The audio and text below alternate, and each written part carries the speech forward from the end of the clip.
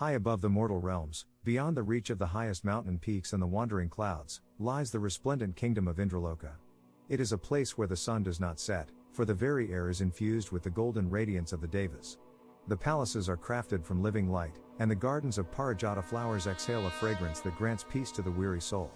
In the center of this celestial majesty sits the throne of Indra, the king of heaven, surrounded by the guardians of the directions. Among these mighty beings, two stood as the pillars of cosmic order: Vayu, the lord of the winds whose breath moves the galaxies, and Agni, the priest of the gods whose flame consumes the darkness of ignorance. Look down, Agni. Do you see the heat rising from the earthly plains? It is not the warmth of the sun, nor the breath of summer. It is the fire of penance. A mortal king has dared to challenge the gravity of his own karma. I feel it, Vayu.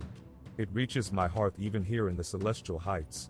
King Dharmaketu of the solar dynasty has been sitting amidst 5 fires for 1,000 years. His devotion is as sharp as a diamond, but his heart is heavy with a desire that threatens the balance of the 3 worlds. He seeks to enter Indraloka not as a soul who has passed through the gates of death, but in his own physical body, still clothed in the pride of his royal lineage. King Dharmaketu was indeed a ruler of unparalleled virtue. Under his reign, the earth flourished, and justice was as common as the morning dew. Yet, as his hair turned silver, a shadow grew in his mind.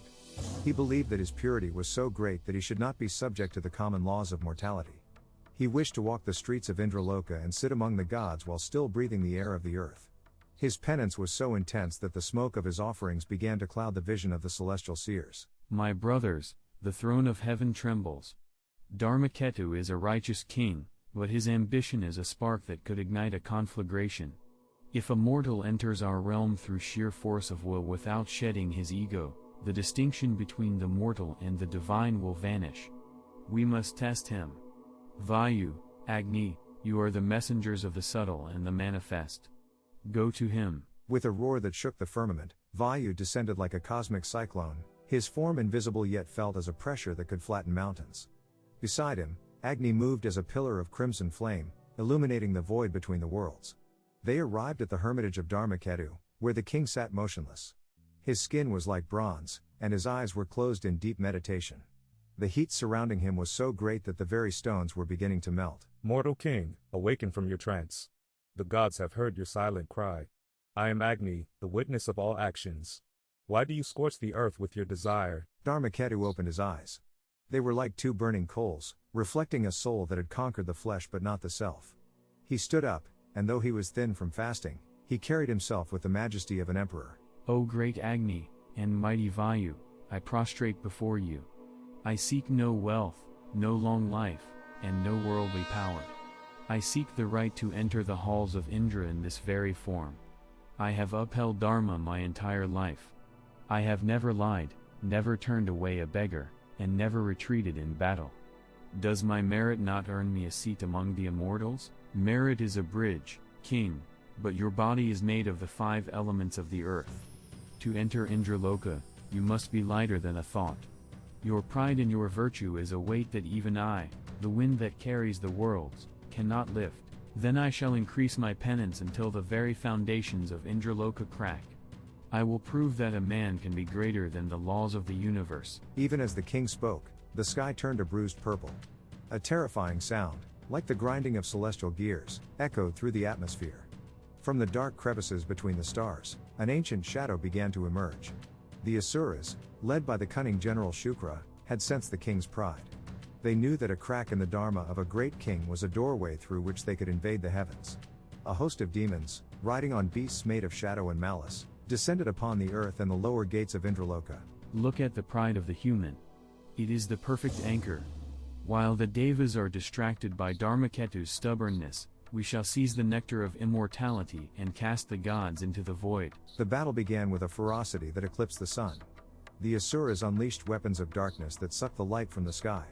Vayu transformed into 1,000 hurricanes, spinning the demon armies into the cold reaches of space, while Agni expanded his form until he became a wall of fire that protected the sacred groves of the gods. But the Asuras were many, and they targeted the king's hermitage, knowing that if they could corrupt his sacrifice, the Devas would lose their foothold on the earthly plane. Vayu. The demons are using the king's own spiritual heat against us.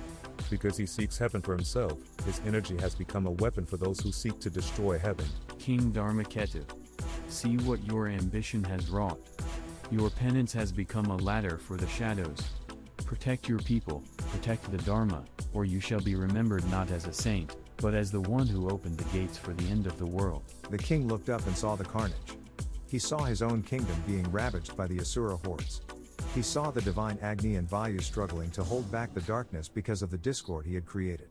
For the first time in 1,000 years, the king felt a cold shiver of realization. His desire to be divine had made him lose his humanity.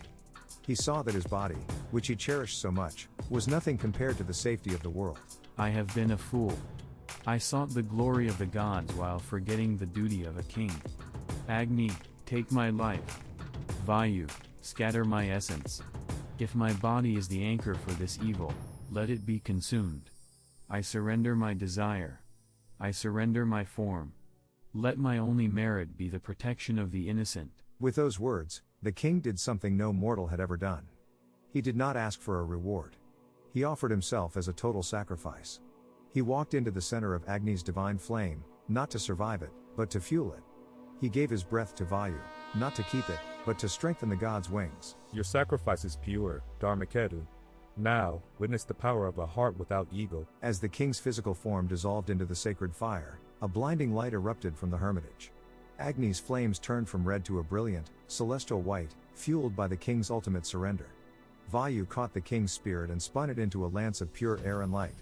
Together, the two gods struck the center of the Asura army.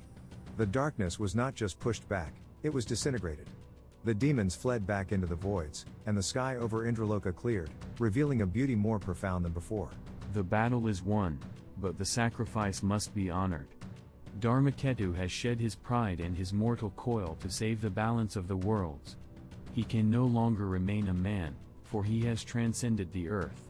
He has become the very essence of the wind that never wavers. He has become the light that never flickers. Indra descended from his golden chariot and stood amidst the cooling embers of the king's funeral pyre. He reached into the ashes and pulled forth a spark of pure, unyielding light. It was the soul of Dharmaketu, refined by the trials of Agni and the wisdom of Vayu. You wished to sit among the gods, King Dharmaketu. But a seat in Indraloka is subject to the cycles of time. Even gods must eventually fall when their merit is spent. Because you gave up everything, I shall grant you a place that is beyond the reach of time. You shall become a star, fixed in the highest canopy of the heavens. You shall be the guide for all who are lost, a symbol of the Dharma that remains steady even when the world turns. With a gentle toss, Indra sent the spark upward. It traveled past the clouds, past the peaks of Meru, past the realm of the moon, until it reached the highest firmament. There, it expanded and took its place as a brilliant, fixed star. Unlike the other stars that wander and shift, this star remained still, pointing the way to the truth. The people of the earth looked up and saw the new light, naming it the Star of the Eternal King. He is now a lighthouse for the soul, Vayu. Indeed, Agni. He who sought to enter heaven by force found it only when he let go of himself. And so, the legend of King Dharmaketu is told in the halls of Indraloka and in the humble huts of the earth. It serves as a reminder that the greatest battles are not fought with swords, but within the heart. Pride is a weight that binds us to the dust, but sacrifice is the wind that carries us to the stars. The gods Vayu and Agni continue to guard the thresholds of the universe, waiting for the next soul brave enough to turn their ambition into devotion. If you felt the power of the celestial winds and the warmth of the divine fire in this story, do not forget to show your support. Like this video to honor the legends of old, and subscribe to our channel to join us on more journeys through the ancient epics of India. May your path always be guided by the fixed star of Dharma. Witness a celestial battle between the forces of light and the invading Asura hordes, where the fate of the universe hangs on a single mortal's choice. This story explores the deep themes of karma, dharma, and the ultimate sacrifice required to transcend human limitations. Follow the transformation of a proud monarch into a fixed celestial beacon. This ancient legend from the heart of Hindu mythology teaches us that true immortality is found not in the preservation of the body, but in the purification of the soul.